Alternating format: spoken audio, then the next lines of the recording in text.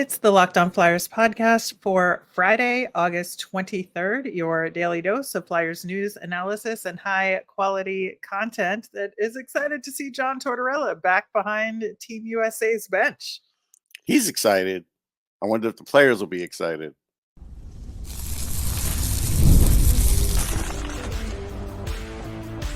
You're Locked On Flyers, your daily podcast on the Philadelphia Flyers. Part of the Locked On Podcast Network, your team every day. Hey there, and thanks for making Locked On Flyers your first listen every day. I am Rachel Donner. You can find me on Twitter at rmiriam. I'm here as always with Russ Cohen, who's on all your favorite social media apps at Sportsology. We are at Locked On Flyers on Instagram, Threads, Twitter, and Blue Sky as well. Today's episode is brought to you by Game Time. Download the Game Time app, create an account, and use the code LOCKEDONNHL for $20 off your first purchase. Terms apply. You can find us over on YouTube or on the SiriusXM app or anywhere you listen to podcasts. Subscribe to get our latest episode as soon as it's available here on the Locked On Podcast Network, your team every day. Russ, we got a little bit of an update on the Ryan Johansen situation since we last spoke about it.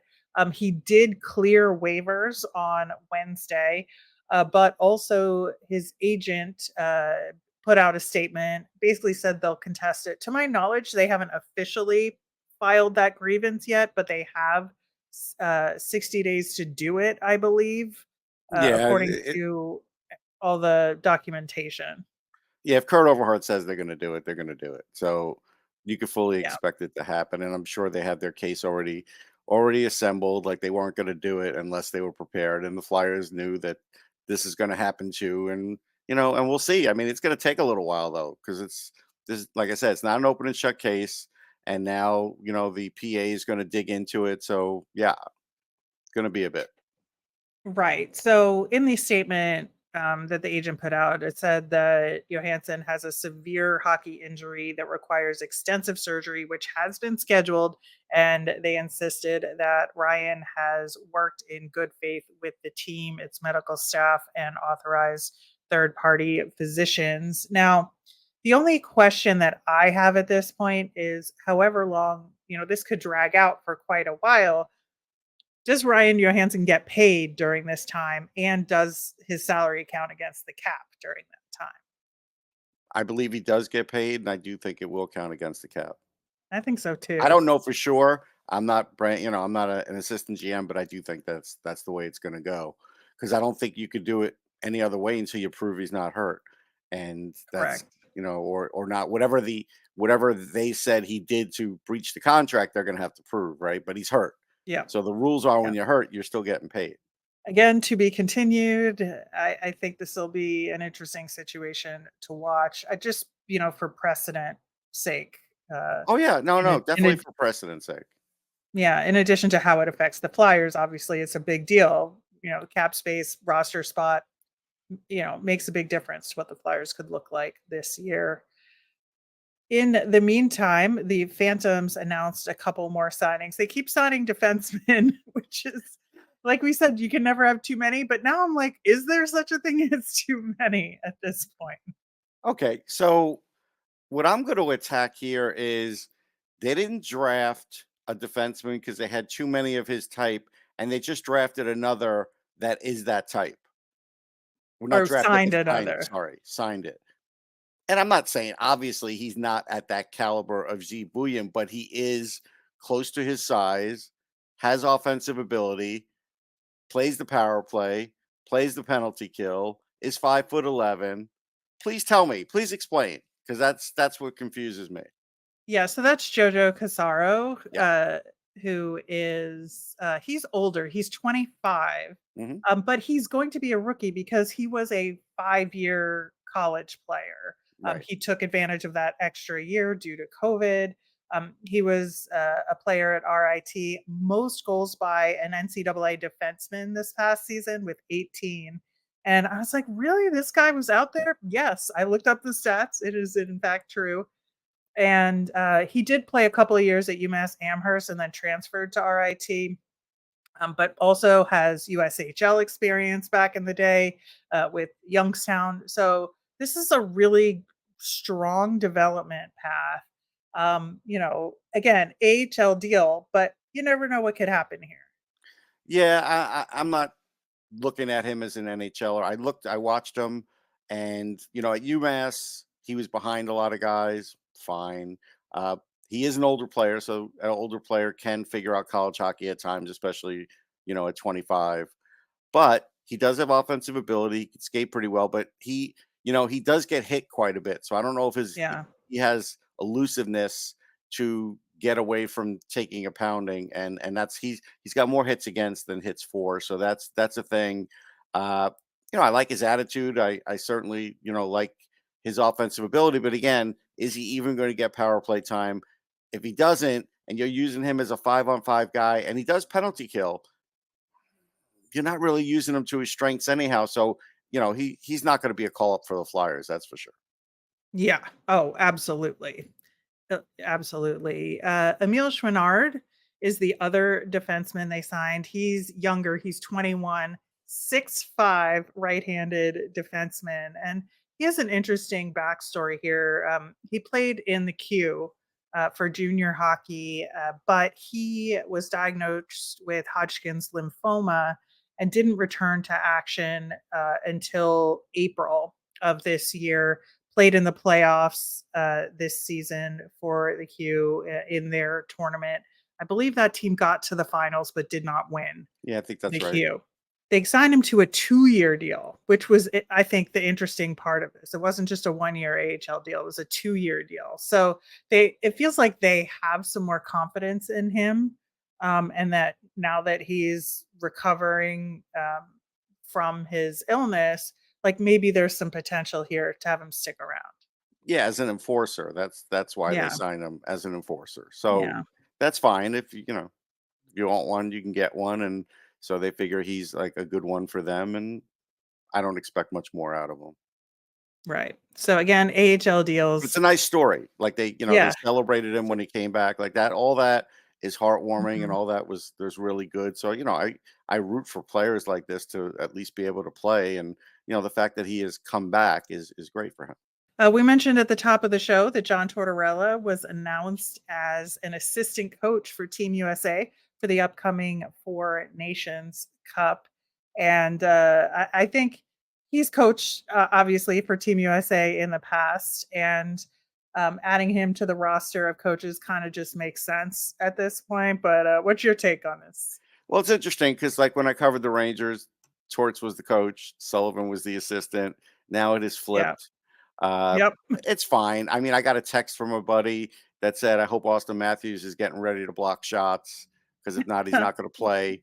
Uh, you know, I think he would anyway. Austin Matthews is that to a guy, in my degree, I opinion. think he would. He's gotten better defensively for sure, but Yeah. to a degree, I think he'll sacrifice.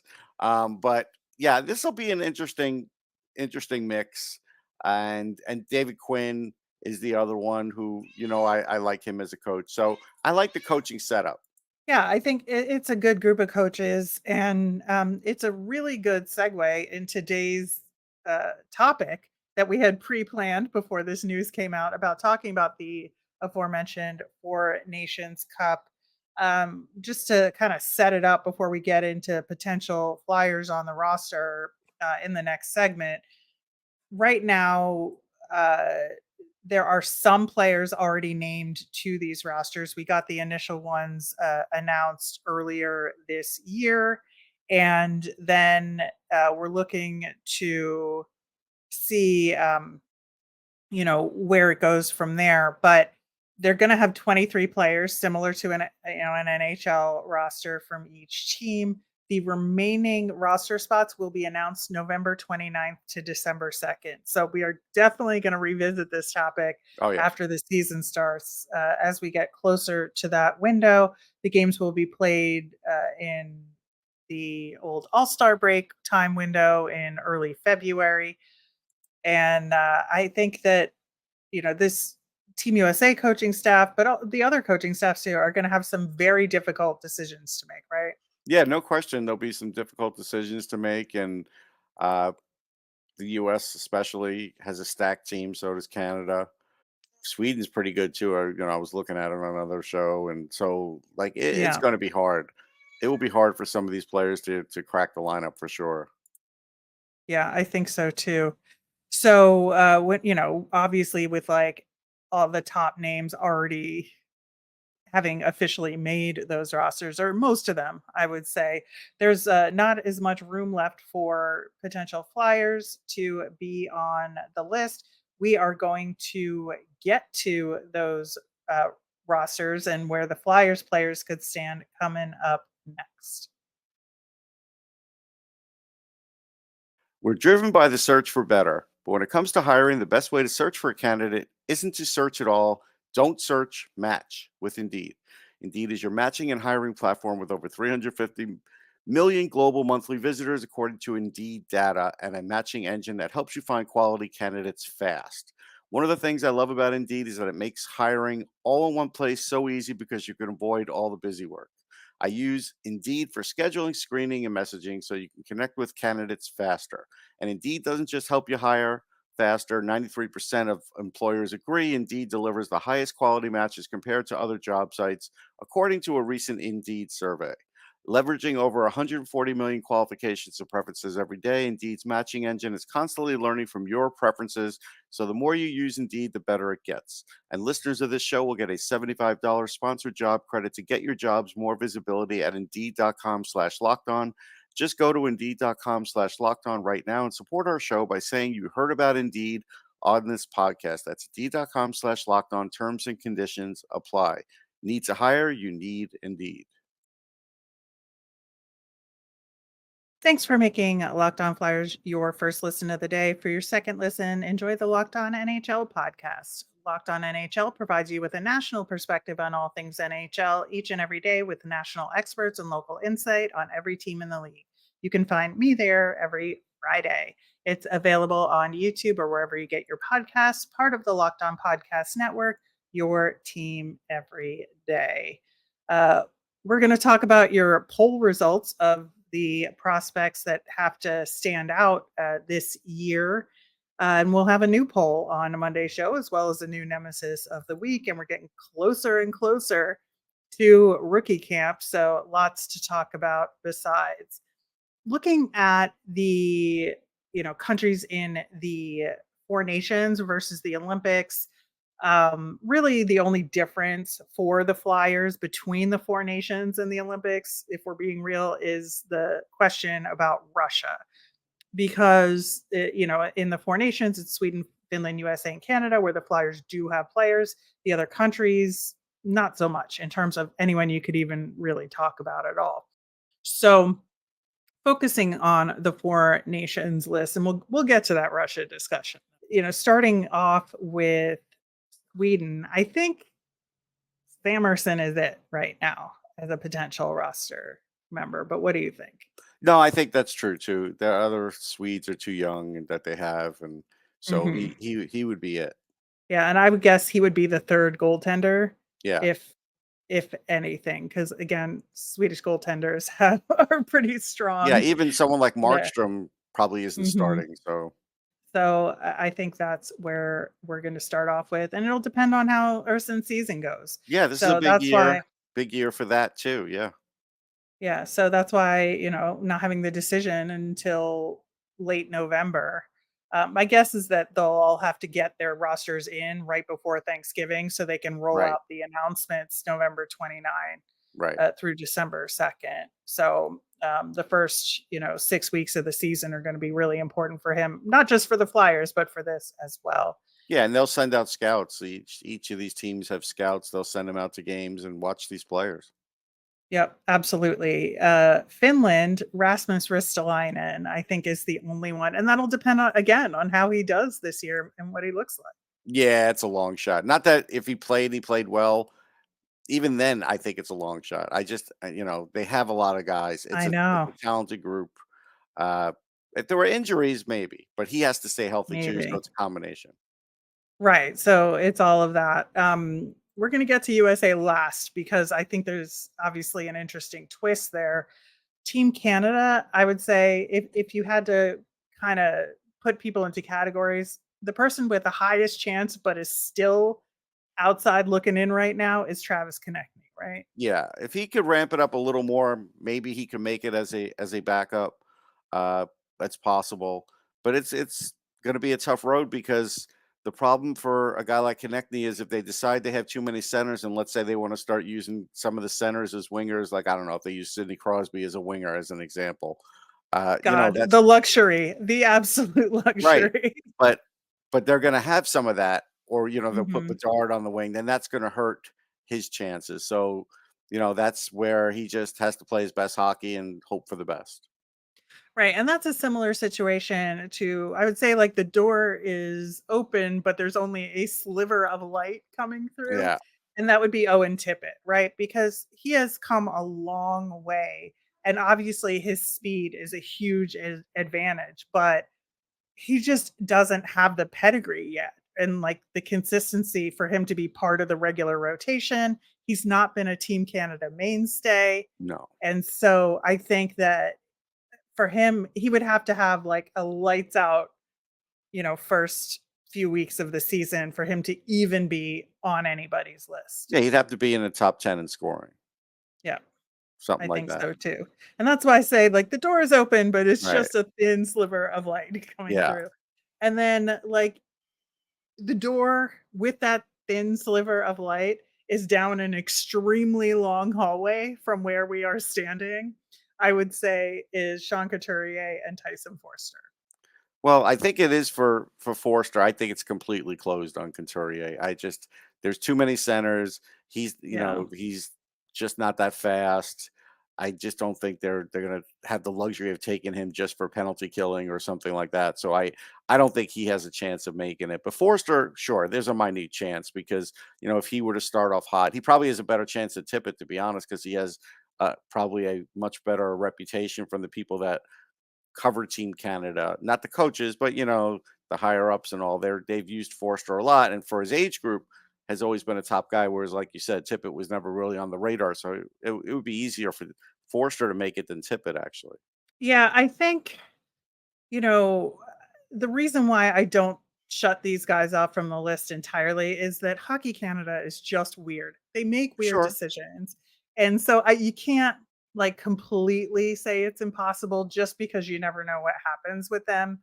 But the chances are definitely slim. But I think your point about Tyson Forster, depending on the usage needs and how the rest of the roster looks, I think that's fair to kind of put him in the same or maybe even higher than Owen Tippett. I think you can convince me of that. I just think like Owen Tippett's speed is so enticing that that could, depending on how his scoring is doing Well, in the that's the thing. season, Tyson make a Forster difference. could have more goals than Tippett, and if he does, that Tippett speed, Yeah, they're not going to.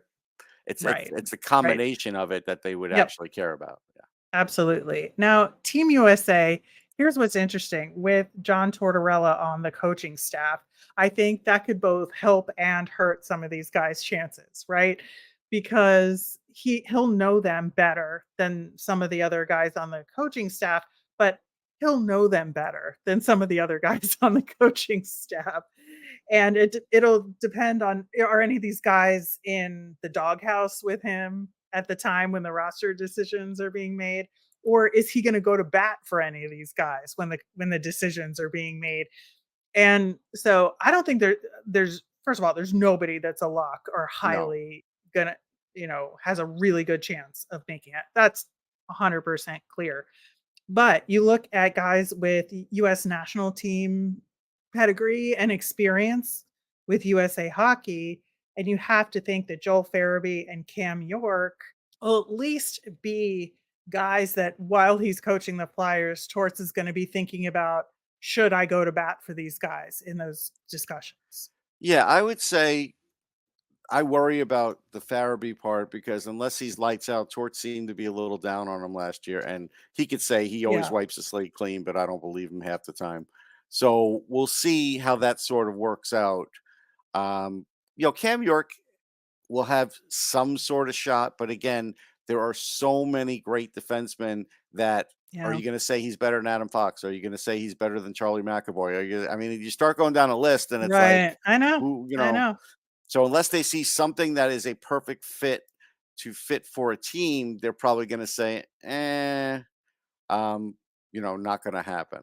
Right. And that's where I sit. I just think it's interesting that, having Torts on the coaching staff, it could have one of two very different effects on the evaluation of these guys. So yeah, with Farabee and York, I think that is kind of where we're sitting here. But again, these guys all have until basically Thanksgiving to prove themselves Yeah, they to get on do. this Four Nations roster. It gives them some runway. The thing is, like in the past, if this were, the Olympics weren't anywhere in sight, this wouldn't mean as much. But because this is going to kind of be a precursor for who may be invited to Olympic camp, that's going to change the willingness for players to play instead of taking a vacation, right? And so that might hurt York too, because in the past you might have had some guys bow out, and then it's like, all right, Cam York can play, but I don't think anybody's going to bow out unless they're really hurt, and it's going to impact their season. So he's going to have to, play his best hockey, and then he still is going to have some things happen. Absolutely. All right, we're going to talk about the Russia situation as well as get to your poll results on the prospects that we're looking to have the most improved or standout season this year. We're going to do that coming up next. Some of the best concerts of the year take place in the summer leading into the fall. It's my favorite time to head to a show. Game Time has a new feature called Game Time Picks that makes getting tickets for your favorite live events even easier. Game Time Picks filters out the fluff to shows you want to see with only the incredible deals on great seats, so you don't have to waste time searching through thousands of tickets. My favorite part of the Game Time app is that it's great for getting notified about those last minute deals and super deals, so you're getting the best bang for your buck. Best of all, they have all-in pricing, so there's no surprise fees at checkout when you activate that feature. Also, your tickets are sent directly to your phone, so you never have to dig through email. Download the Game Time app, create an account, and use the code LOCKEDONNHL for $20 off your first purchase. Terms apply. Again, create an account and redeem with the code LOCKEDONNHL for $20 off. Download Game Time today. Last minute tickets, lowest price guaranteed.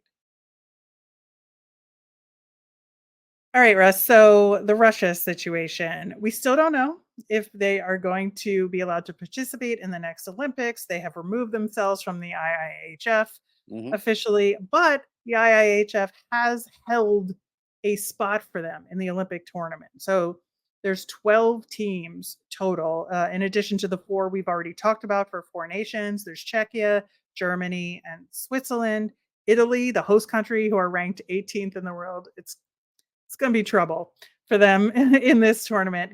They get an automatic bid. There are 3 remaining qualification tournaments taking place at the end of this month, so we'll know who those countries are by September 1st. But then there's that 12th spot, which they're holding for Russia, and then they'll go by ranking, I guess, if Russia isn't participating. But what do you think the chances of Russia participating are? And then who are the Flyers in contention? So I think the chances are like 10%. That's really all I could give it. And who's to say if Russia does decide to go in, then another country is not going to back out, because that could happen too. So we'll see. It'll be interesting. Player wise, Matvei Michkov, under normal circumstances, would have a great shot to make the team. But I don't know if they're mad at him for coming over to the NHL early and if they're going to hold that against him, or what if his coach from SKA, that one that was kind of sending him to Sochi, was the head coach. Would he hold that against him? He might. We've seen things like that. So those are the only things, the obstacles sort of in his way, other than he's got to play at a certain level too. But we're going to assume that he can. But there's those other things that may follow him that wouldn't follow, let's say, a Kaprizov, Yeah, and I think, I say Hockey Canada is weird. The Russian Hockey Federation is ruthless. Yes. So, there is a very different personality. And they're ruthless with their coaches. They just fire them quickly. Doesn't matter how great they were in the NHL or the KHL. Yeah, they're tough. So, but I think he could make it. I really don't think there's anybody else, because even even if Ivan Fedotov were an all-star, he'd have to deal with Sorokin. He'd have to deal with um, Shesterkin. He'd have to deal with Varlamov, like, and Vasilevsky. So Right. even in a best case scenario, he would still be fifth. So Right, and I think so. The only reason why I put his name on a list is because of the runway we have. It's not this year, right? no, I know. For the 4 nations, it would be the following year for the Olympics, Right. and so there's a little bit more time. The crazier things have happened. If Fedotov turns out to be incredible over the next year, that could change the conversation. You're absolutely right that right now, like in a even the most perfect world from what we know now, he's like 5th in the Yeah. conversation. But Yeah. with goalies, things change so They do. rapidly Things can happen. so it's up to him Yeah. in terms of will his play at least be up to the level where he should be considered, then the politics go where they go. Yeah, and then he's got that issue too. So that would also Yep. Yep. probably work against him. So I think that is where that is. And I think that, beyond that, I just, unless again something crazy happens, I don't see anybody from this past draft year or next year in the No, someone like conversation. Luchenko is not going to make Canada, no matter how No. good he is. Even if he was a whirlwind, it wouldn't matter. There's really, yeah, there's no stepping up. There's nobody they're going to get in this draft that's going to make Yep. one of those teams. So, unless they're picking first, if they pick first or second, then I'll change my tune. But unless they are, But that's not going to happen. yeah, which would be a very bad thing for the Flyers if that's the Well, case. bad and good. It depends. I don't know if it's a bad Well, thing. I guess so. I guess so. It's just like I don't want the season to turn out so it's that way. Now, if they trade for that pick in some blockbuster deal, that's a different scenario. All right, getting to your poll results, we asked you which Flyers/Phantoms prospect will have the most improved or standout season this year. Your choices were Massimo Rizzo, Ivan Fedotov, Emil Andre, Alexis Gendron, or Samu Tuomala. Top vote getter here by a hair is Ivan Fedotov with 33% of the vote. That actually kind of took me by surprise. Takes me by surprise, but I think there is an air of desperation by Flyers fans like, "Hey, we gotta vote this and hope this because he's the backup. Like, Yeah, if he's that's not fair. doing well, what's gonna happen every 4th game or something?" Like, so I think that could be fueling this. Right, and he beat out Emil Andre by 2%, who had 31% of the vote. I actually thought it was gonna be more of a different split with Andre and a different person, uh, having it be close, but because I think Emil Andre, um, I think he could have a standout season, but I think he improved so nicely over the course of last season. He kind of had that like initial dip and then Yes. slowly climbed his way back up Yeah. over the rest of the season. That as far as improvement goes, there's just a continual trajectory for him to go on. It's Right. not like there's not going to be a huge spike for him. Right. And so that's where I thought people might think. In my opinion, I thought that the split was going to be with Samu Tuomala, who came in third at 21%, because Samu Tuomala has the most room for He improvement, I think. does. He does, especially since the way he started off, but now he's gonna have to really do that again for a whole season. So I think people are a little lukewarm on Tuamala at the moment. Yeah, which makes sense. It does. I just think that there's just nowhere to go for him but up, in my Right. opinion. No, that's So true. I think, um, I, I think it's make or break for him, as we've talked about. And so that's where my vote would have lied. Because again, if we're talking about manifestation and wishful thinking, that's where I want Yeah, that yeah, yeah. energy to go to for Makes me. sense. Massimo Rizzo with 12% of the vote. I think he's just kind of an unknown right now. Like just nobody knows. Nobody knows. I like some of his play. I don't know how it's all gonna fit in. I don't know what the how he's gonna transition, but there's a chance he could transition into a good player. So I could see him being next year. Yeah, I think so too. And of course, Alexis Gendron with 3% of the vote. I think he's also an unknown factor for a lot of people. And we'll know, I think, pretty quickly whether sending him back and and what he looks like in the AHL now, like if that helped him or not. Yeah, I mean, he really has to be a high octane offensive player because he doesn't really do a lot else or much else, and so that's going to be his thing. He does that, sure, then he's in that conversation. If not, he won't even be on the next poll. Yeah, I think so. All right. Well, we'll have a new poll for you on Monday, so stay tuned for that. Always love getting all y'all's input on what the Flyers look like. As a reminder, we always want to hear from you. Send in your mailbag questions via Twitter at Locked On Flyers. You can email us at lockedonflyers@gmail or comment over on our YouTube channel. I'm Rachel. I'm on Twitter at rmiriam. That's RMIRIAM.